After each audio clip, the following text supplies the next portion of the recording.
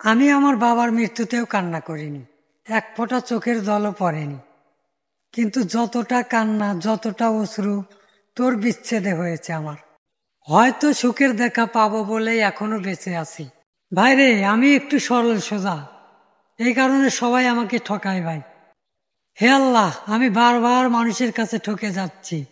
জন্মের পর থেকে, যখন থেকে আমার জ্ঞান হয়েছে, আজও বুঝতে পারলাম না যে সুখ কি জিনিস। হে আল্লাহ, এই পৃথিবীতে হয়তো আমার মতো কষ্ট আর আমার মতো হতভাগা আর কেউ নাই। হে আল্লাহ, সবার মুখে শুনি যে যা হয় ভালোর জন্যই হয়, তাহলে কি আমার সাথে সব? হে আল্লাহ, আমার চোখের পানির মূল্য কি তোমার কাছে একটুও নাই? থাকলে আমার কষ্টগুলো তুমি দূর করে দাও। কেউ না দেখে কেউ লাইক কমেন্ট করবেন না ভাই, এতে আপনারও ক্ষতি আমারও ক্ষতি। আপনার যদি ভিডিও ভালো না লাগে তাহলে স্কিপ করে চলে যাবেন। প্রিয়, গত ঈদটাও তোর সাথে কাটাতে পারিনি, এই ঈদটাও তোর সাথে কাটাতে পারলাম না। আমি তোকে কখনো ক্ষমা করতে পারবো না, তুই আমার সাথে যত বড় বেইমানি করেছিস। ভাইরে, একটা ফেসবুক পেজ চালাতে অত সহজ কথা না ভাই, অনেক কষ্ট করতে হয়, অনেক ধৈর্য ধরতে হয় ভাই। ভাইরে, ভিডিও দেখে লাইক কমেন্ট করতে আপনার কষ্ট হয়, তাহলে আপনি পেজ চালাবেন না। আপনার পেজ চালানো কোনো প্রয়োজন। দাঁড়ান ভাই, দাঁড়ান দাঁড়ান, ভিডিওটা দেখে যান। আপনার 10-15 সেকেন্ডের ভিডিও দেখার সময় নাই, আপনি ফেসবুকে এসে সফলতা খোঁজেন। বাদ দেন ভাই। ভাইয়া, তোমার দাদার ছিল মেলা, তোমার বাপের ছিল অল্প, আর তোমার সেটা বড় গল্প। হে আল্লাহ, তুমি তো জানো তোমার একটা বান্দাকে আমি কতটুকু ভালোবাসি, তুমি তাড়াতাড়ি আমার করে দিও। তোরে বইলা থাকার কোনো ওষুধ নাই। প্রতি রাতে তোর পিক দেখি আর বলি, তুই কি সেই নারী যার জন্য আমার জীবন পুইয়া চাই। আপনার একটু ভালোবাসা পাবার জন্য কতই না কান্না করলাম, আপনাকে ধরে রাখার জন্য কতই পাগলামি করলাম।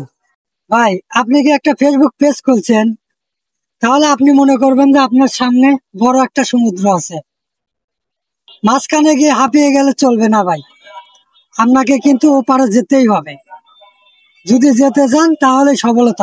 এখনো তোকে বলতে পারিনি, মৃত্যুর আগ পর্যন্ত কখনো বলতে পারবো না তোকে।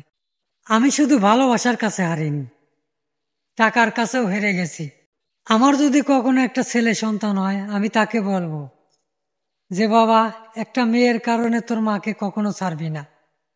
তুই যদি কখনো বিপদে পড়িস, সে তোকে চিনবে না, কিন্তু তোর মা তোকে বলবে এটা আমার কলিজা। আমি বুঝি না ভাই, 5-6 বছর সংসার করার পর, ছেলে মেয়ে বাচ্চা হওয়ার পর তাদের ডিভোর্স হয়ে তারা কিভাবে থাকে ভাই। আমি তো বিয়ের পর 1 বছর সংসার করার পরই বিচ্ছেদ হয়েছে, তাই তাকে বলতে পারি না। প্রতিটা দিন, প্রতিটা রাত, প্রতিটা সময় তার জন্য কান্না করি, তাকে এখনো বলতে পারি না।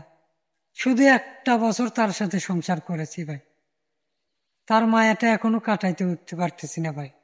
তাকে এখনো খুব ভালোবাসি, সে যদি আসতে চায় আমার লাগে, আমি আবার নিব তাকে। তুমি একবার নয়, দুইবার নয়, 3বার ঠকিয়েছো আমাকে।